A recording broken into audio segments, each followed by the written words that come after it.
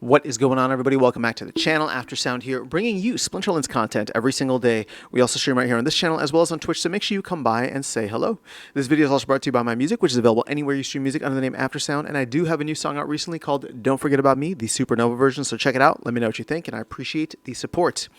All right, guys, we have a draft proposal currently for the SPS governance proposal system about restructuring the ongoing development contracts. Now, there's a very long kind of drawn-out thing here from Clayboy giving all of the information, but what I really like is that Jarvie, shout out to Jarvie from Peak Monsters, put this into AI and essentially was able to spit out exactly what Clay was talking about here. And again, no shade at Clay, there's just a lot to cover. But basically the problem was Splinterlands was struggling financially previously, right? And so they couldn't afford to keep paying the developers. We took on that cost for JPTR Group, in addition to Clayboy, who was already the project manager, and then Cryptomancer.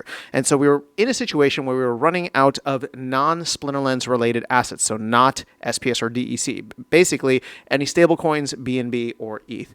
So what this proposal is essentially trying to do, let's go here in a nutshell, right? We would take the remaining contract that we owe, which is about $120,000, we wouldn't need to pay that out in non-Splinterlands assets, right, in ETH or stables. We would pay it out in DEC to the team, to the company, 120 million DEC tokens, which is roughly $120,000, to cover the remainder of the contract. And then the team would take on the contract from there. So it seems like we're kind of like playing a little bit of ping pong here, where the team put this cost onto the DAO for about a year. Now we're putting it back onto the team. I know that we wanted to get away from having so much commingling, but at this point it seems like, with the team having this pre-sale and hopefully getting a decent amount of funds now, they're in a position where they can cover some of these costs, whereas the DAO needs to get into a position where we need to start covering more costs and finding ways to generate more capital, right? So that's the main thing here. It already has a lot of support, so my goal isn't necessarily in like covering this in depth and trying to convince you one way or another. It's more so like I think it's going to pass because it needs to pass. If anybody is very much against it, I would be curious to hear your thoughts.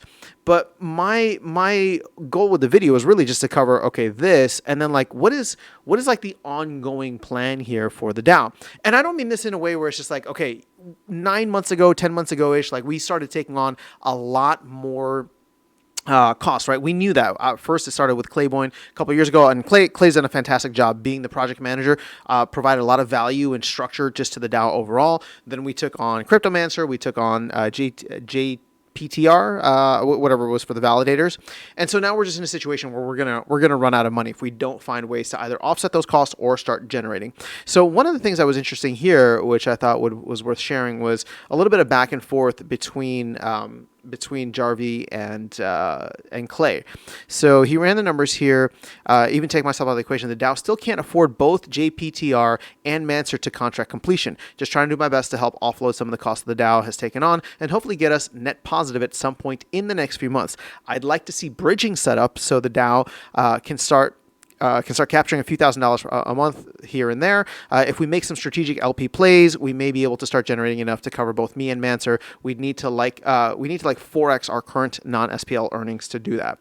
We could also do one-sided LPs to sell tokens. We could try to work out promo card sales for stables or something along those lines. I've been exploring a lot of options to try to figure out how to get the DAO net positive, but yeah, it's way harder trying to budget $60,000 a month rather than $20,000 a month. The proposal is what I was able to work with to help put us in a better position, given the time that needed to explore those options. So I do believe that we're probably going to see a lot of changes upcoming in the DAO over the next couple of months.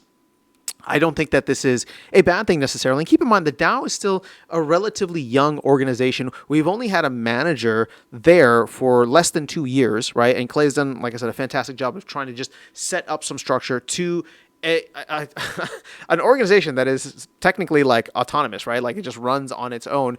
So at this point, I do believe we will see a lot of changes in the DAO in the future. And one of the things that I'll probably cover in a future video, it seems like the bridges are going to be a big part of that. Bridging to other change, having the DAO, now that the validators are up and running, find ways to capitalize on that and take advantage of the fact that, like, there can be fees or whatever it is.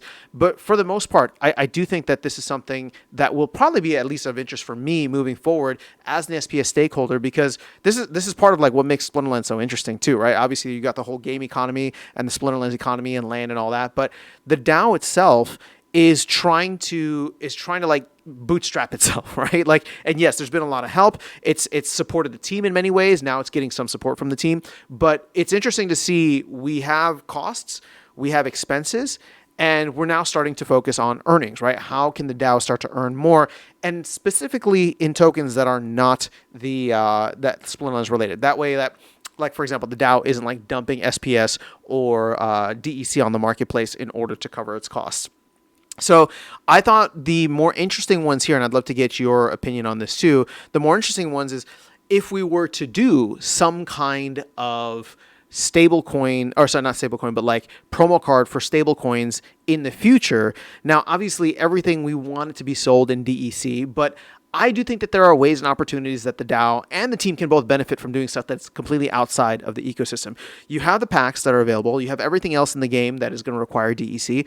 But to do something where it's just like, okay, maybe half is paid in DEC or it's paid in credits or whatever it is, and the DAO gets stable coins from that, or ETH or BNB or whatever the case is, to me, that would be a way in which the DAO could probably do much more and be much more sustainable for the long term. I don't know what that's going to look like, right? At this point, it still seems like, hey, we're just trying to get to a point where we can get enough to cover the costs of these contracts to completion, and then if we can, get the LPs going and all these other things, and the bridges going, all of that will help in the long run. But this is fascinating for me. I just wanted to share it with you guys. Let me know your thoughts in the comments below. Like I said, you can go and vote on this. I think it's going to pass with flying colors. Right now, it's like 96% in the pre-proposal stage or draft proposal. So I don't think that it's going to have any issues. But curious to see how you guys are thinking about the DAO in the long term, just kind of given what we're reading here and what may be coming in the next couple of months. But that is all I have for you guys in this video. I'll catch you all in the next one and see you around the game. Take care.